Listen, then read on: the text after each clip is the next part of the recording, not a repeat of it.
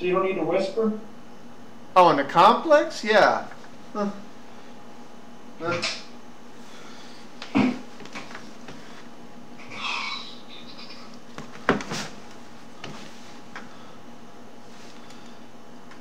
So we'll see what happens as a result of that.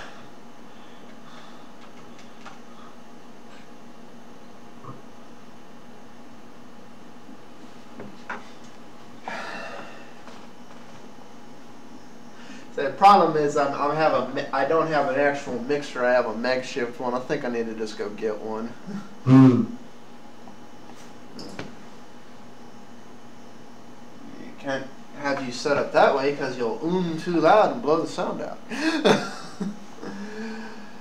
Okay, where? Let's see. What do I and don't I have?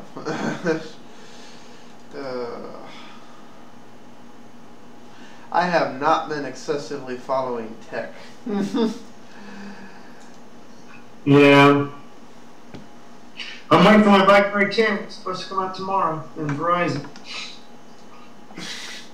And then you'll be a Berry fan. Let's see. Let's see what we got. I mean, what else is new? Apple wants to appeal on Samsung. Google is, you know, analysts are saying Google stock is now the new Apple. What else, you know? Well, then over the weekend bullshit. Oh, there wasn't lines for BlackBerry Z10. You know what? I'm a kind of person that doesn't stand in a fucking line for a goddamn phone. I didn't stand in line for an iPhone, no other phones. I don't think most BlackBerry demographic type people will. Do you? No, in fact, I think. You stand in line for Android phone? No, I haven't done it.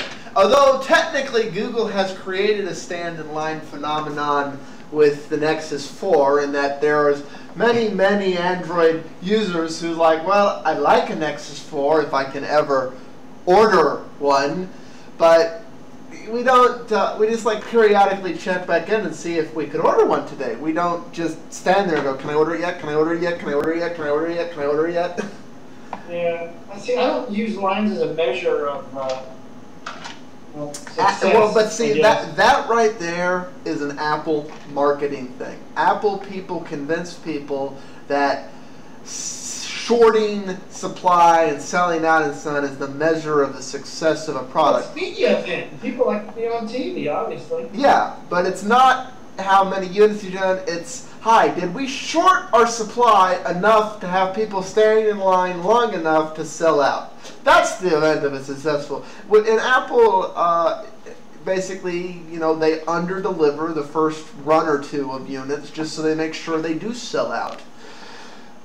Which is, I mean, to me, that's stupid, both as a company and to their shareholders. Yeah, it creates the media circus, which is how Apple's chosen to go. Not even if the news is there. What I'm getting at is, like everybody likes to be on TV, is the attention that you're given. And Apple does a good job of that. You know, you get applauded or whatever the hell it is, and everybody's patting you on the back. People like that. You know, that. Hey, good for them. I don't need a medal or a chest dependent on. You know. Yeah. I mean, I also don't expect BlackBerry to tend to have huge in North America, you know, but shit, they had a big ass order. Someone ordered 1 million of them, and then their sales, the Z10 sales around the world have been really good. So that's because you know, I don't think most of the other brands are as entrenched. I mean, isn't Nokia still like a big wig in the rest of the world too? Yeah and no. They're actually not.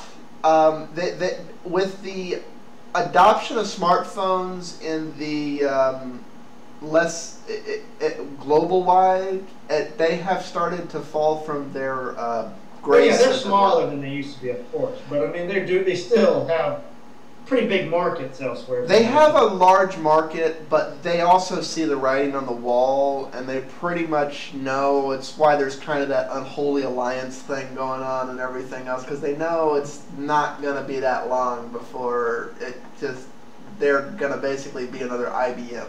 You know, it's like we were the big guy in town at one point. I hear you. I hear you. Unlike IBM, they're not pretending that isn't what's going on. They acknowledge the truth of what is to come. Well, like I said, I can't wait. I hope I'm expecting some glitches, I guess, but I'm hoping it's good. And every new product has glitches. I've been reading some of the forums. Some people are saying one app drains the battery. I think it's BlackBerry Travel or some shit like that, which I probably won't really use. I don't fly all that often. But we'll see. We'll see how it goes. Okay. Yeah, we'll see how it goes. I've been fine, but I'm still stoked about it. I wanted to say a little bit about the Samsung S4 and how people are talking about gimmicks, basically. And my thing is that gimmicks always have to start somewhere and earn the label gimmick. But it's the introduction of actually marginalizing the technology so that it does mature into something that we can use. There's some creepy features with that thing, though, right. like the eye tracking stuff and the. Hey, but that's pretty cool. We're actually going to go. Look, where a lot of that apparatus shit comes from is some military applications. Yeah, I know. And it's finally, well, I mean, it really shows how far the technology's come in a few years, because finally this package is powerful enough to run it. Hey, absolutely. We're getting more efficient with the energies, but look, the thing of it is that I mean, when you have Siri and you have other things that iPhone are just as gimmicky. Although the iPhone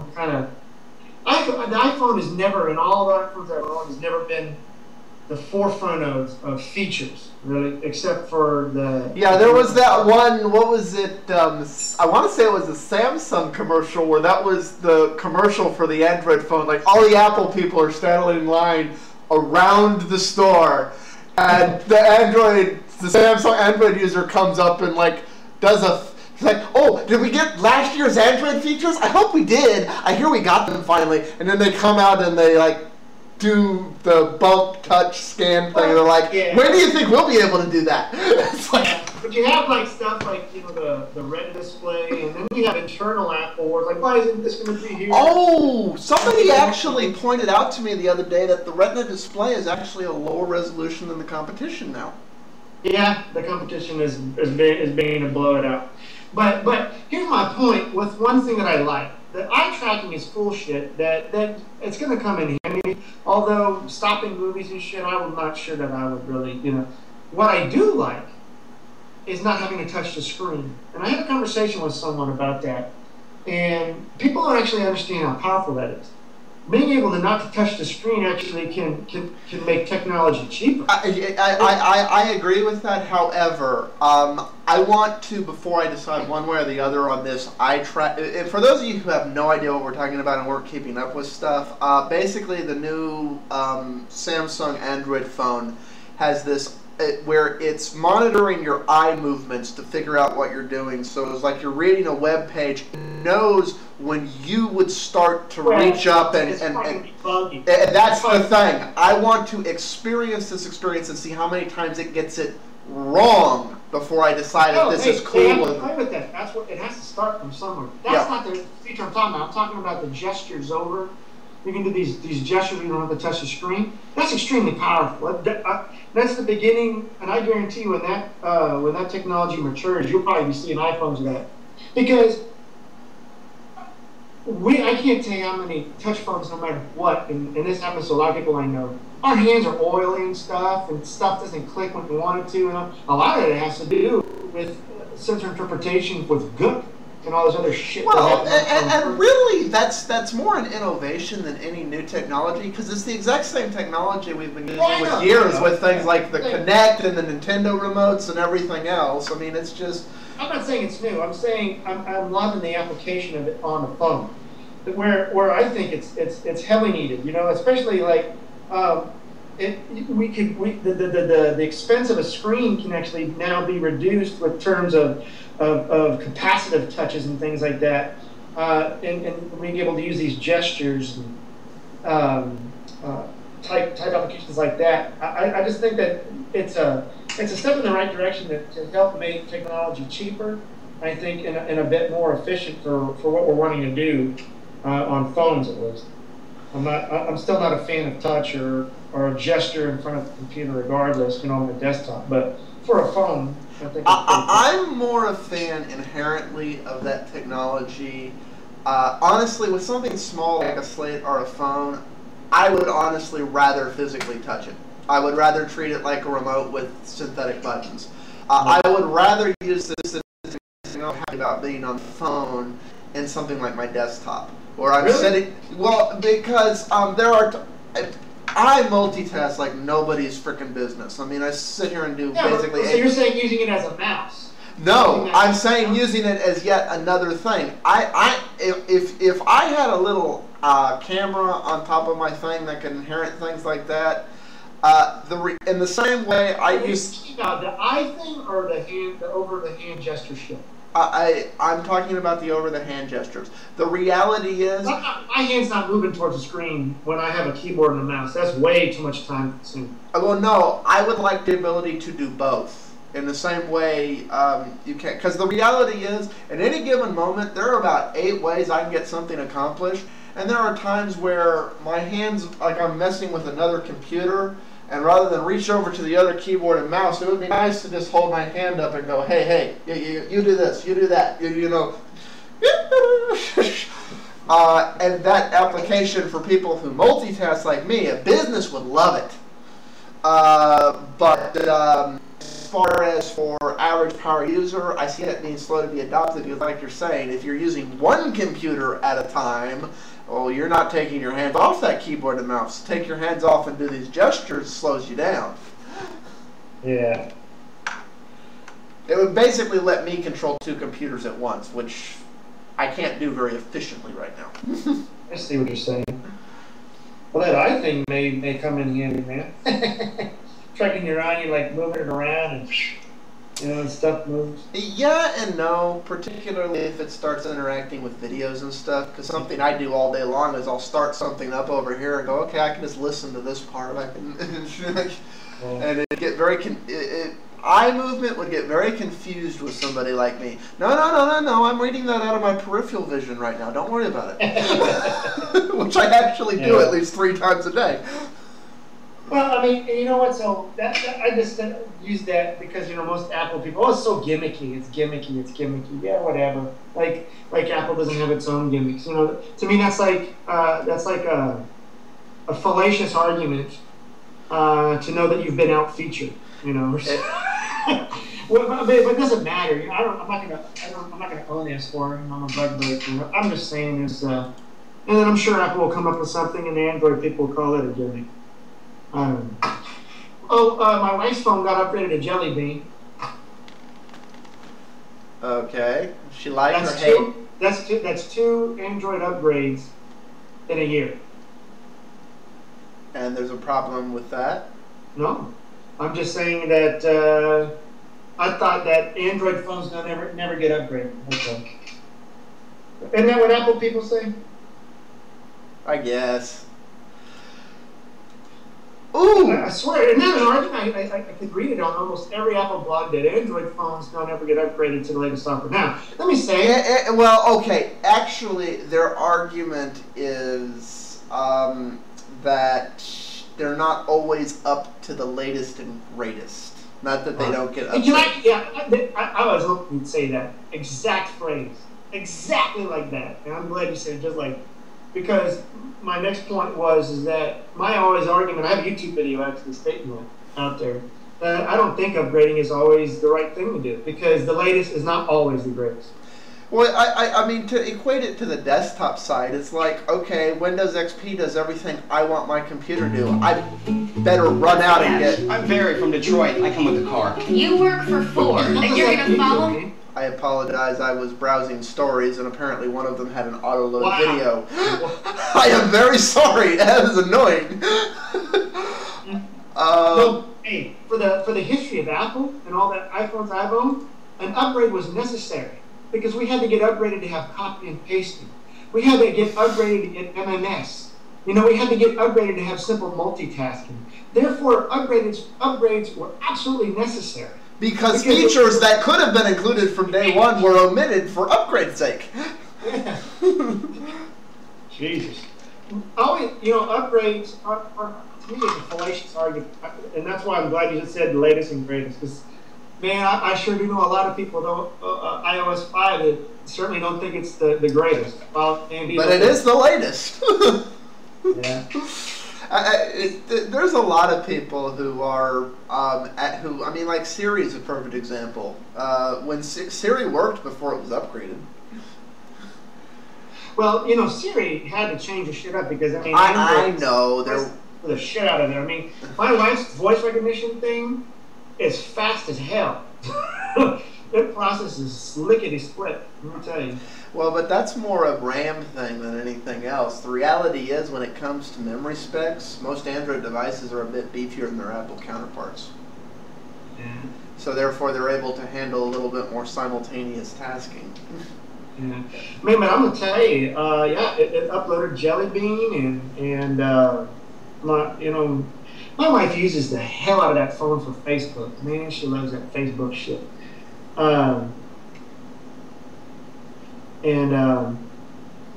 She likes that navigation thing because she had to go to some freaking far ass party out there for my youngest son, or not my middle-aged son.